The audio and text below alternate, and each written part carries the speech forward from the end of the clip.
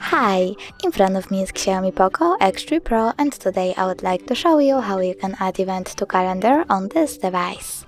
First of all, locate calendar and click on it. Now you need to tap on the month above and select a date. When you're done, click at the bottom right corner on this plus icon, tap on event, and now you can customize it however you need to. You can pick starting hour, ending one. You can turn off this feature by clicking on the switcher next to all day. You can also add location, people, set up notifications, minutes, hours, or weeks before. Click done, take notes, and add a title. When you're done, you can click on save at the top right corner to save your event.